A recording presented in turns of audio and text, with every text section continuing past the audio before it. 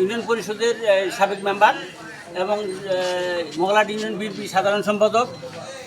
আমার বিরুদ্ধে দলীয় কিছু লোক প্রতিহিংসা বাবদ আমার নামে কুচক্রভাবে ঘটনা ঘটায়। এই পরিপ্রেক্ষিতে গতকাল ইউনিয়ন পরিষদের সামনে একটা মানববন্ধন করে ব্যানারে আমার নাম দেয়। আমি ওই যে প্রতিষ্ঠানে যে আমার সামনে ইটাপোতা কলোনি জামি মসজিদের নামে ইউনিয়ন পরিষদ থেকে 2,50,000 টাকা বরাদ্দ দেয়। সেটার কমিটি আমাদের সামনে আছে, আমার ডান পাশে উনি সভাপতি। উনি এই প্রকল্পের টাকা উনি উত্তোলন করছে, উনি হিসাব দিবে পাচ্ছে কিনা, কিন্তু আমার ওই কমিটির মধ্যে আমার নাম নাই। আমি আমার কোনো ওখানে কোনো অংশগ্রহণ নাই।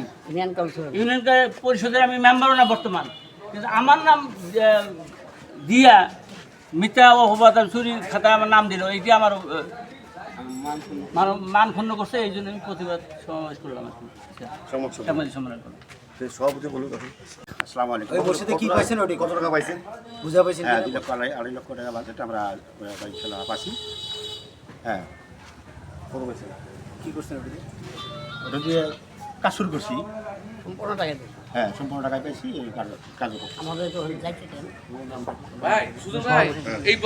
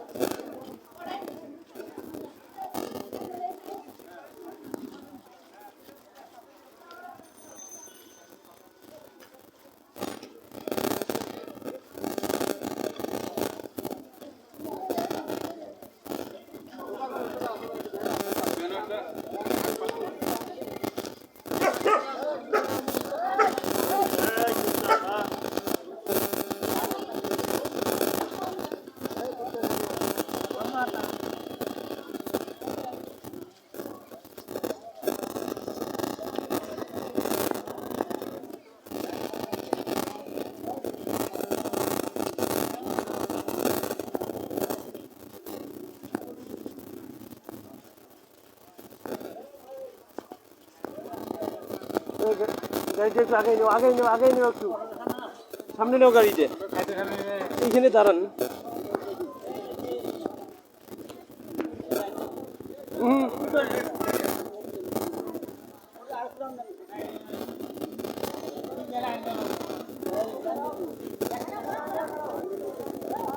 লাইন হন।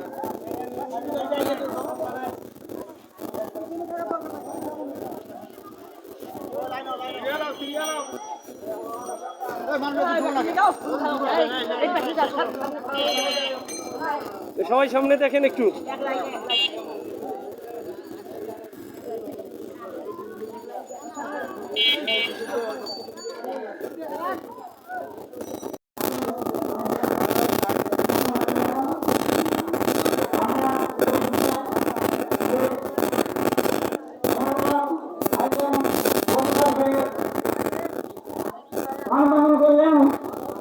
আমি বলতে চাই, আপনারা সতর্ক করেন। আমি কোনো বিকাশ করতে দূর আছি কিনা রাজনৈতিক থেকে হয়েছে না, সরকারের নামে রাজনীতি করছি। ওই প্রতিবাদ আমরা জানাচ্ছি, ধিক্কার জানাচ্ছি।